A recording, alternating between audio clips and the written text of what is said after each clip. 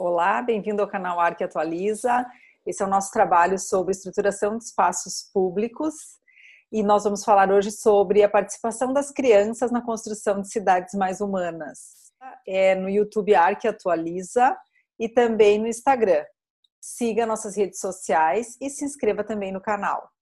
Se você quiser ler mais sobre esse assunto, você pode pesquisar um artigo meu no site Arque Daily, que vai abordar esses detalhes do que nós vamos falar hoje nesta aula. A criança, ela tem uma maneira diferente de pensar a cidade, de usufruir dos espaços públicos e de vivenciar esta cidade. E nós, como planejadores, temos a obrigação de estarmos atentos e de pensarmos essa cidade de modo a que a criança tenha o sentimento de pertencimento que qualquer outro cidadão. Então, nesse sentido, nós vamos trabalhar hoje com alguns aspectos importantes para trazer a criança para dentro desse universo do planejamento e do pensar a cidade. Então, como construir cidade para crianças?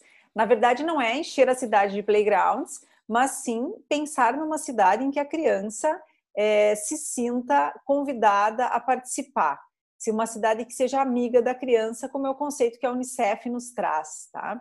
Uma cidade em que a criança possa ter liberdade de circulação, tanto junto com seus familiares, quanto sozinha, né? Que ela possa, por exemplo, um sonho nosso é que a criança possa utilizar o transporte público, que ela possa se deslocar com segurança, né? E como nós, planejadores, podemos pensar e trabalhar com estratégias que introduzam e que insiram a criança dessa maneira na nossa sociedade. Diversos países que nós almejamos e estudamos, como Japão, Dinamarca, Suécia, enfim, eles têm políticas já de introdução e de inserção da criança nestas relações do uso da cidade. Aqui a gente está vendo no Japão a criança se deslocando para a escola sozinha. Mas como que a gente chega nesse patamar, né? Esta é uma outra imagem que mostra também em Copenhague. Copenhague é uma das cidades referências no mundo em relação à inserção da criança no pensar a cidade. E essa imagem, que é retirada do material do Gale Architects, ela está mostrando as crianças nas suas aulas de ciclismo, onde a criança aprende a usar a ciclovia, aprende a sinalização, e ela, depois dessas aulas, recebe uma carteira, entre aspas, de motorista para poder usar a ciclovia sozinha. Então, na verdade, é toda uma rede de cuidados, é todo um trabalho que vai sendo desenvolvido não só na estruturação dos espaços, mas também na configuração das cidades e dos projetos de gestão pública, inserindo as crianças. Na verdade, é um projeto muito mais amplo do que inserir apenas a ciclovia na vida de uma cidade. É inserir a criança na vida da cidade a partir da educação. Então, quando falarmos em criança, normalmente vamos estar falando em aliar estratégias junto às secretarias de educação ou às escolas, né? Porque é onde a gente vai trabalhando toda essa questão do desenvolvimento e da autonomia da criança dentro da cidade. Então, aqui no Japão, por exemplo, a criança indo a pé, se vocês observarem bem essa imagem, a mochila dela tem um nome, tem alguns dados, e obviamente que ela tem uma rede, um conhecimento desse percurso que ela vai fazer. No Brasil, a gente vê algumas iniciativas também nesse sentido de fazer a criança ir a pé para a escola, porque o caminhar pela cidade faz com que ela vá se desenvolvendo, se ela vai se apropriando dos espaços, que ela vai percebendo a cidade e vai estabelecendo vínculos de relacionamento. Na Alemanha, com o seu coletinho identificado, e elas estão aqui num espaço público no horário escolar. Então, é muito importante que, além de construir espaços públicos pensando nas crianças, hajam políticas e planos em que as crianças introduzam o espaço público na sua vida diária, na sua vida educacional. É muito importante que as escolas abram suas portas e possam levar as crianças para fora das portas viver a cidade. Muitas vezes a gente observa que as crianças não conhecem a cidade onde moram, não conhecem sequer o bairro. Então, esses programas são fundamentais para começar a fazer a criança olhar a cidade de outra maneira e se sentir participante desta realidade urbana, né? E aí, claro, que isso vai trazendo essa nova maneira de se relacionar com a cidade, em que a criança vai podendo pensar e ter autonomia dentro desses espaços.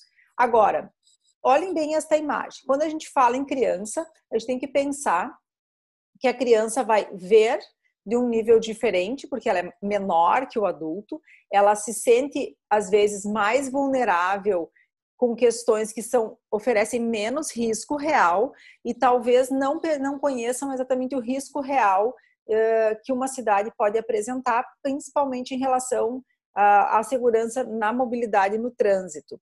Então, obviamente, quando a gente vai pensar em cidades para criança, a gente vai pensar em calçadas alargadas, vai pensar em ruas com velocidade mais baixa ou até mesmo em ruas de pedestre, onde ela possa ter essa segurança em alguns locais para poder se movimentar. Na fachada ativa. Nós já falamos disso no outro módulo e vamos falar disso muitas vezes ainda nesse curso. Quanto mais tem comércio e atividades em que a criança possa eventualmente entrar para pedir ajuda, se necessário for, mais segura ela vai se sentir. As crianças, elas também necessitam, na sua formação, do estabelecimento e da estruturação de espaços públicos onde elas possam desenvolver brincadeiras e o lazer sem uma preocupação maior. Observarem esse parque, ele está próximo a uma avenida de fluxo intenso e nós temos na lateral direita um gradil que seria para proteger uma criança de correr eventualmente para a rua, né? Então, quando vamos olhar os espaços públicos para a criança, nós temos sempre que imaginar todos os riscos que podem ter em caso dela estar brincando, correndo, se deslocando, né? Então, quando pensamos em espaços públicos, muitas vezes, enquanto arquitetos, se pensa num playground mais tradicional ou na estruturação de um espaço mais tradicional. No caso da criança, não é necessário que a gente tenha sempre o óbvio, né? A criança, ela gosta do desafio e ela é muito criativa. Então, agora eu vou comentar alguns exemplos aqui de elementos importantes, né, no entendimento da estruturação de um espaço público para criança. Um deles é a água.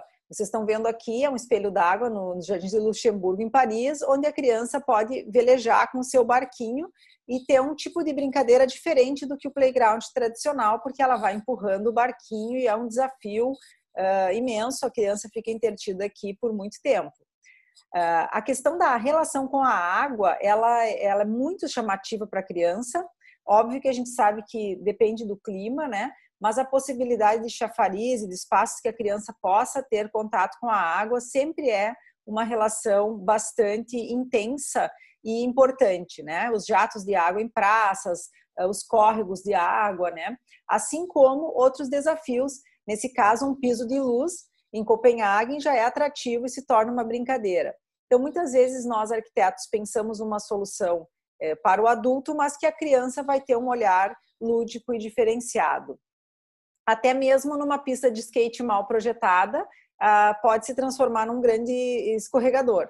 Então, a gente, observando como que as crianças se divertem, vamos ver que muitas vezes não é necessário ter o brinquedo, e sim uma possibilidade de ludicidade nos espaços públicos.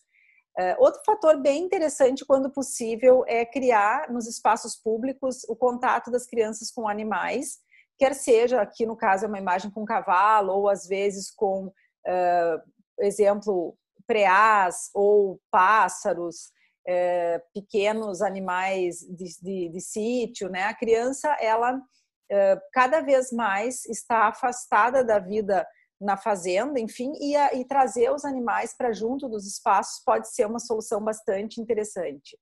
Como a gente vem falando, muitas soluções podem ser pensadas de forma até econômica para criar espaços lúdicos, né? Desde um labirinto com pedras até pinturas no chão, como as antigas amarelinhas. Muitos brinquedos antigos têm retornado, muitas brincadeiras antigas têm retornado e trazendo esta relação da criança com a simplicidade. Os exemplos de Copenhague, que é a cidade que nós falamos antes, que tem 125 playgrounds, todos eles trabalhados de forma exclusiva, diferente, em que tanto as crianças que visitam e moram na cidade fazem uso, quanto as crianças das escolas. Nesse caso aqui é o playground de uma escola.